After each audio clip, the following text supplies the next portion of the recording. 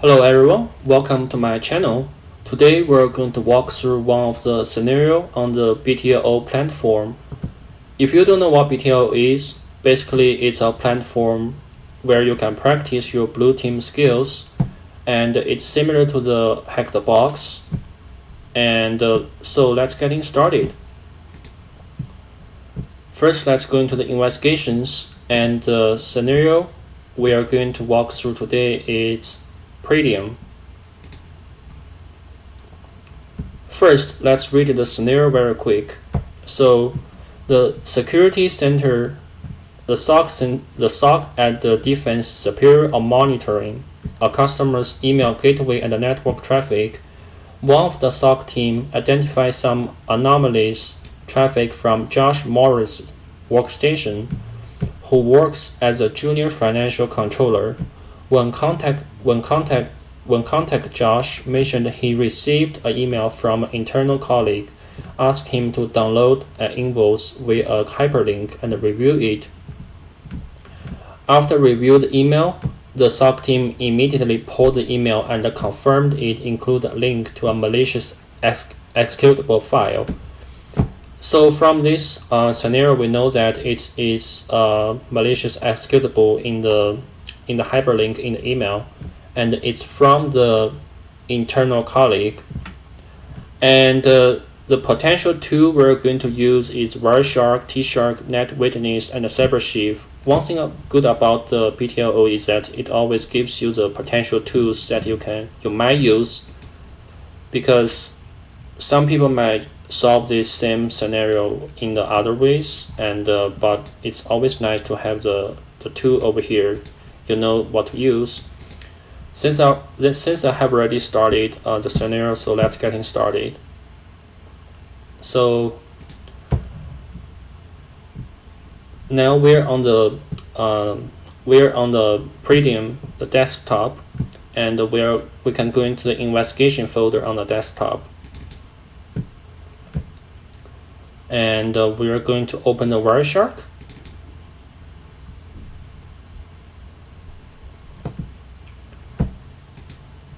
And we can open the lab.pcap file. So let's going back to the questions very quick. The first question is asking you, what is the full file name of the initial payload file? So it's basically asking you that find out the file name for this invoice malicious executable file served on this HTTP link, served on this link. So we can filter this very quick. So we can filter HTTP, and since we can add this to the label, so it will be much easier for us to use it later. So first question is asking for the file name for the invoice file. It's very straightforward. So we see that at the packet 4502, there's a file name called invoice dash 2021937.pdf.bat. So this file name is the answer for the question 1, and this file name. For the next question, what is the name of the module used to serve the malicious payload? This question is basically asking you that what's the HTTP server used for this to serve this malicious script. So we have to follow the TCP stream, and under this server, by the way, we can see that here is a PowerShell encoded PowerShell command. So we definitely know it is a malicious, because normal PowerShell doesn't really encode. So in the server, we see that here has a simple HTTP /.06 Python /3.8.5, and if you ever did hack the box or any other red team training, you know that the attacker usually use one of many web server to serve their malicious file. So in this context, we have Python 2, and the malicious file was being served on this Python web server. So we have Python module simple HTTP server. 80 is port number. You can specify it in any number you want, but after fire up this, it will serve any files in that folder on the port 80 for you. So the answer is simple HTTP server for the question 2. And from observing the traffic, can you find out what is the attacker machine IP now? This one is pretty straightforward as well. So we know that the Josh's his machine is 192.168.1.8, and his colleague's machine is 192.168.1.9, and he download this malicious executable file from that machine. So we know that the attackers get the foothold on this machine 192.168.1.9. So the answer is for the question 3 is 192.168.1.9. And for the fourth question, know that you know the payload name and the module used to deliver the malicious file. What is the URL that was embedded in the malicious email? For this one, we need to go into expand the hypertext transfer protocol in the Wireshark. We see here that we have full request URL. You just copy paste this URL into the question 4, and it will be solved. And the next question is found the PowerShell launcher string. You don't need to include the basics for encoded script. So for this one, it's basically ask for us a PowerShell command. If you remember that we have this PowerShell command here, we see that this PowerShell command is launched encoded command with bat script. So you just copy paste this string into here, and it will be solved. And what is the default user agent being used for the communications? So we know that this one is a C2 server. So we have a bunch of traffic over here, and if we follow any of the TCP stream, we can see that the user agent is Mozilla /5.0. So we just we just copy that this Mozilla /5.0 to this question. What is the default user agent being used for communication? So the answer is Mozilla /5.0. And you're seeing a lot of HTTP traffic. What is the name of process where malware communicates with C2 server asking for instruction at the set time intervals? So if you ever have experience, or it's really obvious, this question is actually the beginning. So if you search the beginning on the Google, it will tell you what beginning is. So beginning is when the malware communicates with the C2 server asking for instructions or to exfiltrate collected data on some predetermined asynchronous interval. So the answer for this one is beginning. Next question, what is the URL containing login that the victim machine is communicating to? For this question, we need to see that going back to our HTTP traffic, and it's really obvious that we see here at packet 4947, it has a post request to the /login/process.php. So the URL is /login/process.php. That should be the answer for this one. That should be the answer for this one. If it doesn't work, it might asking you for the full request URL. So you can copy paste this one to the answer box. And next question is, can you name the post exploitation framework used for the state of communication now to our victim machine? So here has a get/news.php, and we have a admin/get.php, and we have a login process.php. So this framework, it's Empire. How do I know that? So if you ever have experience with this, you will know it straightforward. But if you don't know, you can always search on Google. So you can put the admin/get.php and the framework, and the first result it's refers you to the Empire. You can see here that we have admin/get.php and /news.php and /login.php, login process.php. So we can conclude that the answer is Empire. And for the last couple questions, it's a little bit tricky and takes me a long time to figure out, but it covers the cover channel.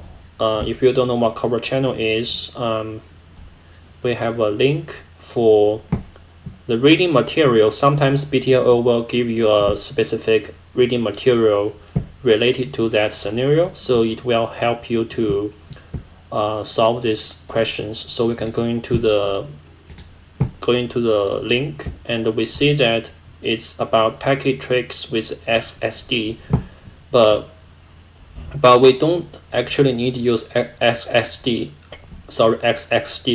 and we can use T-Shark. It's the cover channel here in this scenario, in our context, is based on the ICMP. So we can use this T-Shark command, T-Shark-T fields-E data, to extract the payload in the hexadecimal format. So I open the CMD command line in here, and if you're going to the desktop and going to the investigation folder,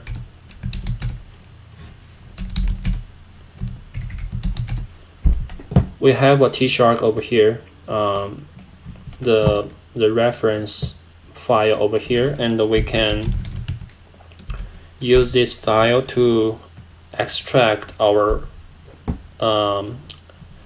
payload in the SMP packet.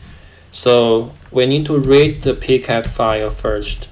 So -r lab.pcap, and we need to use those techniques we learned from here. So -t and -e.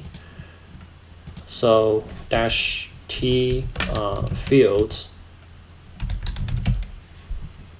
and -e.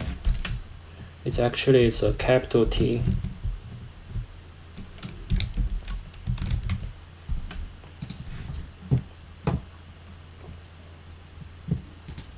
Yeah, -e data, and we want to redirect the result to a text file. So I name it result.txt.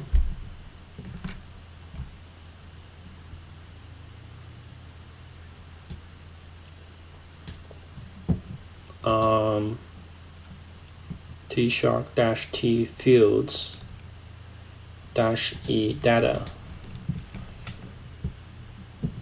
IELDS. Oh, I think I named the wrong this. It should not be the capital letter.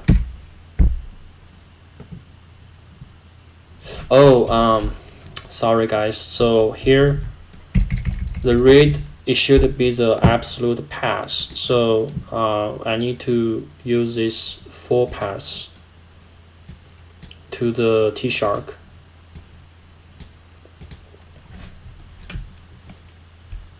I just want to make sure everything is right. And yep. So we have a result in here. This well contains the hexadecimal for the payload in the corporate channel in the SMP packet. So we open it. So it's empty in here, but if we're scrolling down, we can see that here it has bunch of hexadecimals over here. So this takes a lot of time to do if you do it manually. Basically, you just copy paste those string into into any of the decode website, and you decode them. And I can show you very quick what the process looks like. And so you copy paste all these hexadecimals.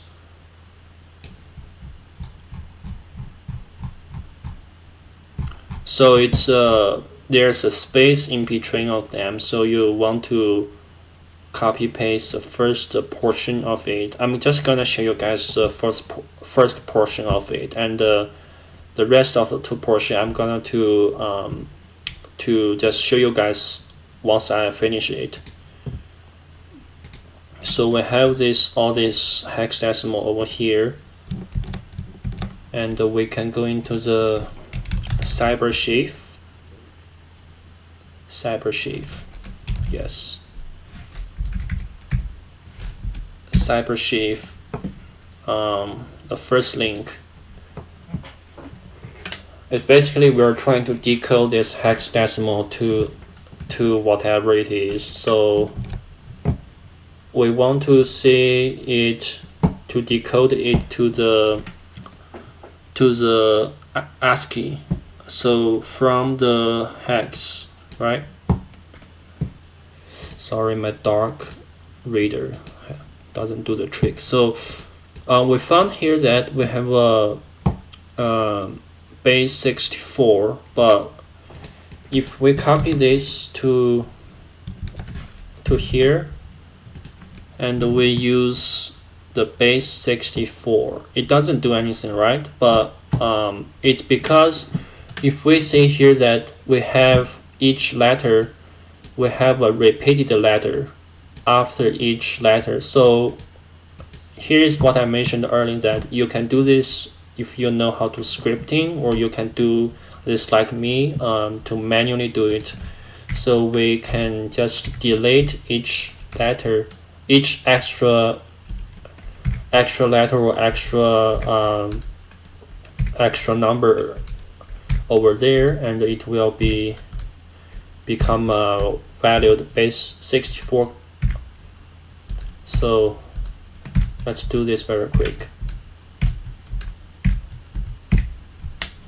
So we see here that we have a password, right? So here's the first portion, and I'm not gonna waste time over here, but you got the idea that it's you first decode the hexadecimal into the base 64, and you delete the extra letter after each letter, so or number, and you will get this string over here from the base 64. So I will copy paste the final result from my notes, and show you guys what it finally looks like. So it has this cybersheaf. So you see guys, like it's similar stuff, but I only did this part over here in front of you guys, but it's similar idea. You just need to delete the extra letter or number after each letter. So we can see that the final result is password for my SEC account. You think you can catch me? So it's really straightforward. So for the last two questions, use some blue team magic, can detect data exfiltration and find out what have been exfiltrated. Please provide the decal password. So we know that the password is actually being exfiltrated in the covert channel through the ICMP packet. So the password is you think you can catch me $3 and for the last question is what's the account's username. It's very obvious. It's even told you guys include the $sign at the beginning, so it's $sec. Alright, so here is Pretium. Hope you guys enjoy it, and in the next video, the BTLO, I will do it as a series. So hope you guys enjoy it and stay tuned for my next video. Thank you guys.